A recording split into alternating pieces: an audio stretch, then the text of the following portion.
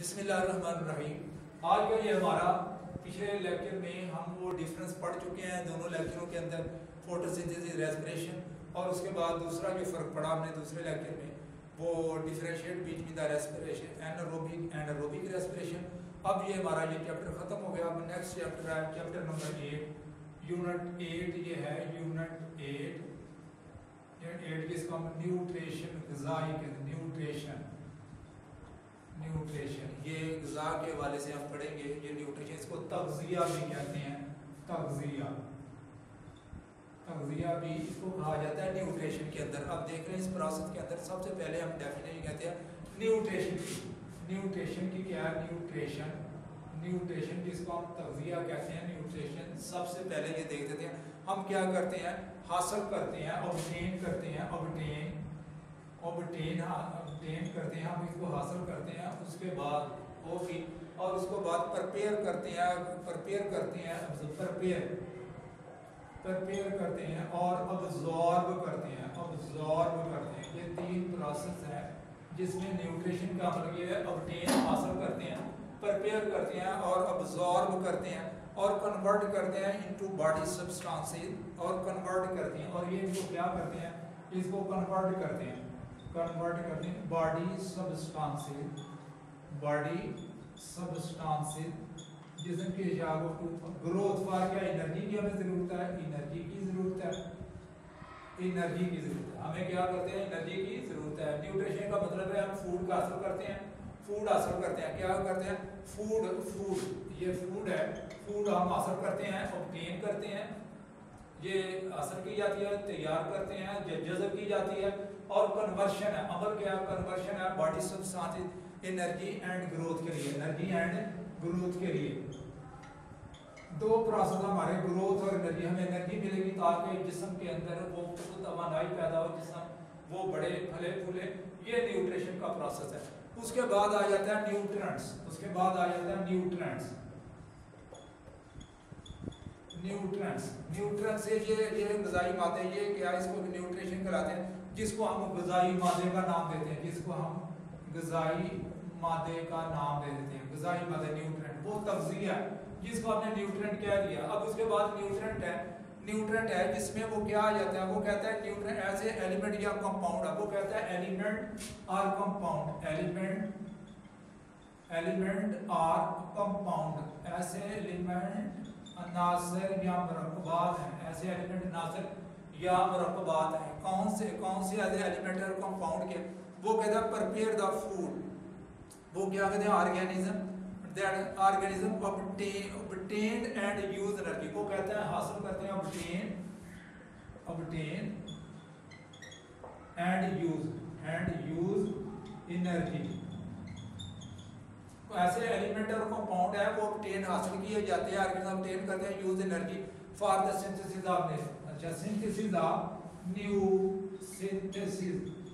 Of new cytoplasm भी कहते हैं, या बॉडी या सेपरेशन भी कह देते हैं of the new material, synthesize of, या न्यू मटेरियल कह दो, वो ज्यादा बेहतर है। मटेरियल ये देख रहे हैं। सबसे पहले हमने देखा ये न्यूट्रिशन है। न्यूट्रिशन तीन चीजों में ऑब्टेन हम हासिल करते हैं, प्रिपेयर करते हैं, अब्सॉर्ब करते हैं फूड, फिर उसके बाद कन्वर्ट करते हैं किसमें? बॉडी सब्सटेंसेस के अंदर। यानी हमें एनर्जी और ग्रोथ की नीडेड है, हमें ये जरूरत है दो चीजों की, इसके लिए हम ये सारा प्रोसेस करते हैं। उसके बाद न्यूट्रिएंट है, ग़िज़ाई मादे हैं, जिसको मैंने एलिमेंट और कंपाउंड का नाम दिया, जो obtain and और यूज एनर्जी। क्या एलिमेंट क्या है, कंपाउंड ये क्या हासिल किए जाते हैं और एनर्जी इस्तेमाल की जाती है, जिसमें सिंथेसिस ऑफ न्यू मटेरियल, ये नए मटेरियल बनाए जाते हैं। उसके बाद आगे ये मिनरल न्यूट्रिशन आगे। इसके बाद दो प्रोसेस चलती हैं, ये प्रोसेस लेना, उसके बाद दो प्रोसेस चलते हैं। और इसमें सेकंड पैराग्राफ के अंदर जिसको हम कहते हैं ऑटोट्रॉफ और हेटेरोट्रॉफ। डिफरेंशिएट ऑटोट्रॉफ ये है ऑटोट्रॉफ, और उसके बाद आता है हेटेरोट्रॉफ। इसको हम कहते हैं ऑटोट्रॉफ, हम ये कहते हैं सेल्फ नरिशिंग, इसको कहते हैं सेल्फ नरिशिंग, जो खुद अपनी ग़िज़ा तैयार करते हैं, इसको कहते हैं other nourishing. Hetero mean other nourishing, NOURSING, यानी दूसरों पर इंसार करना, अपने अपना आप अपने आप, यानी खुद इन्हिसारी,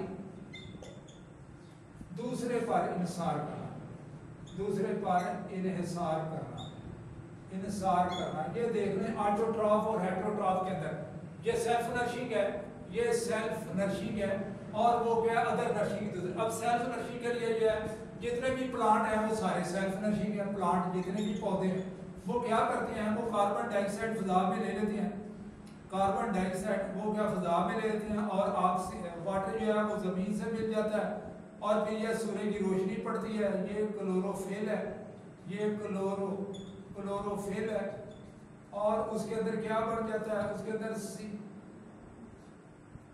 ग्लूकोज बन जाता है, और प्लस क्या ऑक्सीजन बन जाती है, उसके बाद वाटर ये रिलीज हो जाता है, ये चीजें मिल जाती हैं। तो ये पौधे क्या करते हैं इस अमल के जरिए, क्योंकि जब सूर्य की रोशनी बढ़ती है इसके ऊपर पड़ती है, तो ये वेबगायर बनता है, जिसमें violet, indigo, blue, green, yellow, orange, red, ये दो चीजें हैं जिसमें ब्लू और रेड है, ये लाइट को ऑब्जॉर्व करते हैं। बाद में ये भी कहा जाता है कि ग्रीन भी ऑब्जॉर्व होती है, चलो जी ठीक है, लेकिन हम ये देखते हैं ब्लू और रेड जो है ना, ये इसके पिगमेंट हैं जो इसको के ये लाइट के इनको ऑब्जॉर्व करते हैं, क्लोरोफिल पिगमेंट इसको ऑब्जॉर्व करते हैं इन लाइट को, इन रंगों को, तो फिर क्या बनती है, ये ग्लूकोज बनती है, ऑक्सीजन बनती है, जो वो वाटर, और ये ग्लूकोज है ये फिर इंसानों के इस्तेमाल के लिए। अब अदर नरिशिंग है, जो पौधा ने तैयार खुराक की, जो पौधा ने ये खुराक तैयार की है, वो ग्लूकोज और ऑक्सीजन की मौजूदगी में क्या करता है, ग्लूकोज और उसके बाद ऑक्सीजन, और इसको किस शक्ल में बदल देते हैं, ग्लूकोज या कार्बन डाइऑक्साइड, वाटर और एनर्जी। ये कार्बन डाइऑक्साइड, ये ग्लूकोज है C6H12O6 प्लस ऑक्सीजन, ये किस में बदल जाता है, वो कहता है ये कार्बन डाइऑक्साइड में बदल जाता है और वाटर में बन जाता है, और इसमें क्या है एनर्जी किसमें एटीपी की शक्ल में हमें एनर्जी मुहैया होती है, वो एटीपी की शक्ल में हमें एनर्जी वो हमारे जिस्म में मुख्तलिफ एक्टिविटीज के लिए इस्तेमाल होती है। ये क्या obtain their food from other, इसका मतलब ये है ऑब्टेन देयर एनर्जी। तो हम ऑटोट्रॉफ के अंदर ये भी कह सकते हैं ऑब्टेन देयर एनर्जी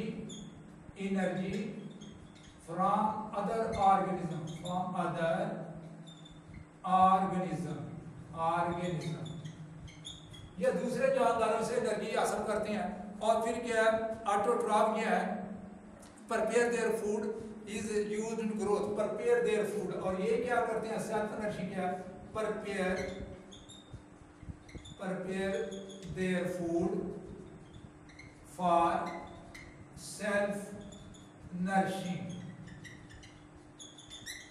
ये अपनी ग़िज़ा खुद तैयार करते हैं। ये हेटेरोट्रॉफ है, ये सेल्फ नरिशिंग है, और ये अपनी ग़िज़ा खुद तैयार करते हैं। ये हेटेरोट्रॉफ है, ये अदर नरिशिंग है, दूसरों पर इंसार करते हैं। और इसके लिए इसकी मिसालें कौन सी आ सकती हैं, इसकी मिसालें ये इसमें प्लांट्स हैं और ऑटोट्रॉफ, और उसके बाद एल्गी है, और इसके लिए बैक्टीरिया का भी नाम आ जाता है, बैक्टीरिया को। और इधर ये है man, specially man and other organism, ये है एनिमल, ये सारे के सारे इसके अंदर ये आ जाते हैं। उसके बाद हमारा नेक्स्ट टॉपिक जो चलता है वो चलता है न्यूट्रिशन इन, ये main mineral nutrition in plant, ये हमारा नेक्स्ट टॉपिक चलता है। अब मैं अभी यूनिट नंबर 8 का ये दूसरा टॉपिक ये पढ़ने लगे हैं,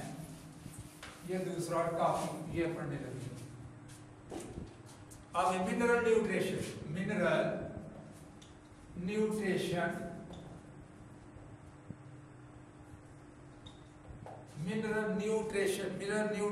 इन प्लांट, पौधों के अंदर ये मिनरल न्यूट्रिशन है, यानी पौधों में मिनरल न्यूट्रिशन,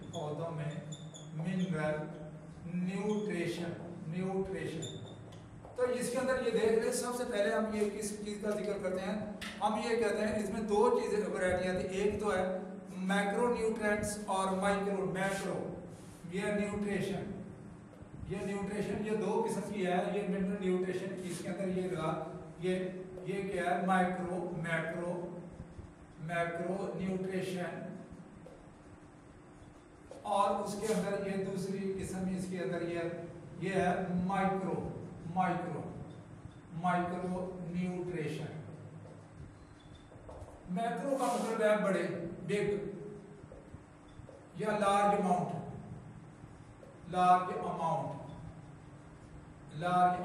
ये है माइक्रो का मतलब। और इधर में है ये स्मॉल अमाउंट, या इसको कहते हैं स्मॉल अमाउंट, इसको थोड़ी सी चीज की जरूरत है इसमें। ये मैक्रो न्यूट्रिएंट्स है। और माइक्रो न्यूट्रिएंट्स है जिसमें क्या है, रिक्वायर्ड इन लार्ज क्वांटिटी। इसको कहते हैं रिक्वायर्ड लार्ज क्वांटिटी। और इसमें क्या है, रिक्वायर्ड स्मॉल क्वांटिटी। इसमें हमें कोई थोड़ी सी मिकदार की जरूरत पड़ती है, इसमें बहुत ज्यादा मिकदार की जरूरत पड़ती है।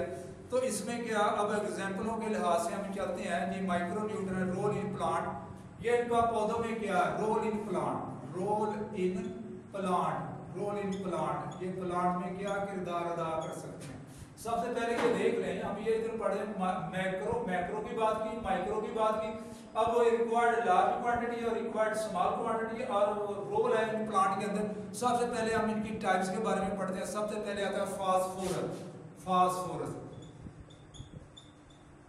फास्फोरस लगे। फास्फोरस क्या काम करता है, ये कंपाउंड एटीपी का कंपाउंड बनता है, इसके अंदर कंपाउंड बनता है एटीपी का।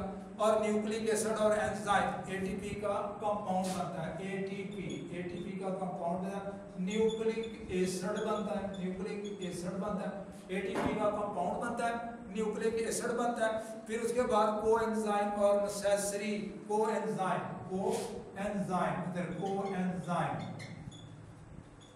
ये कोएंजाइम और नेसेसरी प्रोडक्ट भी बनते हैं। उसके बाद फोटोसिंथेसिस, प्रोटीन फॉर्म में फोटोसिंथेसिस, इसके अमल और भी लगा लो, ये फोटोसिंथेसिस है, फोटोसिंथेसिस। और उसके बाद ये चीजें हैं, एटीपी बनता है, न्यूक्लिक बनता है फोटोसिंथेसिस। प्रोटीन फॉर्मेशन, इसके अंदर ये प्रोटीन भी बनती है, प्रोटीन फॉर्मेशन बनती है, ये फास्फोरस के अंदर। अब नंबर 1, नंबर 2 के अंदर ये ले लें। नंबर 2 के अंदर क्या प्रोसेस बनता है, ये क्या, पोटाशियम है, नंबर 2 के अंदर ये पोटाशियम, फास्फोरस और पोटाशियम के लिए क्या बनता है, इसमें ATP, nucleic acid, coenzyme, photosynthesis और प्रोटीन फॉर्मेशन, फोटोसिंथेसिस प्रोसेस बनता है पोटाशियम के। रेगुलर क्लोजिंग, ओपनिंग का स्ट्रोमेटा, ये स्ट्रोमेटा जो पत्ते के अंदर ये खुल जाते हैं, ये स्ट्रोमेटा जो पत्ते के अंदर ये खुल जाते हैं, ये देख लें पत्ते के अंदर ये स्टोमेटा, इसमें ओपनिंग और क्लोजिंग, ये स्टोमेटा है जिसमें कार्बन डाइऑक्साइड इन हो जाती है। तो ये क्या, ओपनिंग एंड क्लोजिंग, इनके खुलने और बंद होने के लिए ये क्या भी इस्तेमाल करते हैं, ये पोटाशियम, जिसकी वजह से ये लेटर रिसर्च है, ये पोटाशियम ये सबब बनते हैं, पोटाशियम ये ओपनिंग क्लोजिंग का स्टोमेटा, रिड्यूस वाटर लॉस। और उसके बाद ओपनिंग क्लोजिंग का स्टोमेटा, तीसरे नंबर पे reduction of the loss of water. अब चौथे नंबर पे क्या, सल्फर आ जाती है, इधर नंबर पे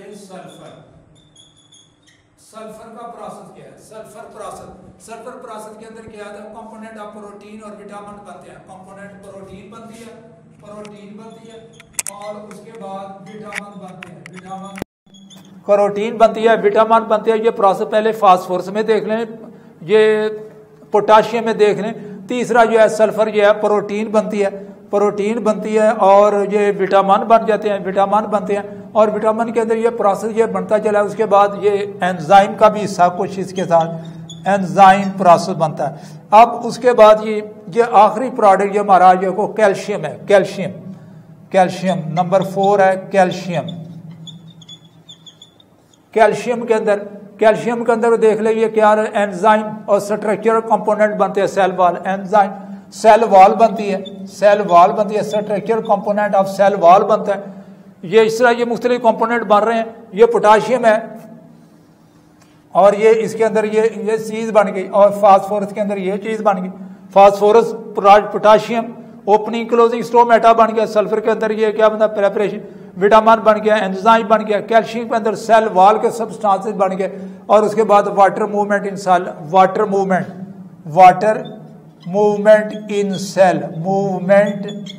इन सेल। और ये आज का ये लेक्चर इसी पे मैं इख्तिताम करता हूँ। देख दो जी, ये यूनिट नंबर 8 के अंदर न्यूट्रिशन का शुरू किया। ये पहले हमने पढ़ा हुआ ये न्यूट्रिशन और न्यूट्रेंट, और उसके बाद ये पौधों में न्यूट्रिशन, जिसमें मैंने वो माइक्रो की बात की। ये है required large amount quantity, required small amount quantity. Also there will be the in different macro nutrient, जिसमें फास्फोरस, पोटाशियम, सल्फर और कैल्शियम का जिक्र आता है। इनकी मुख्तलिफ तौर पे ज़रूरत पड़ती है। और यहाँ हम आज का ये लेक्चर ख़त्म होता है। और नेक्स्ट टाइम आप ये करें कि अपने लेक्चर को, चैनल को सब्सक्राइब करें और देखें इसको पूरी तरह कि ये क्या किस तरह समझाया गया। ठीक।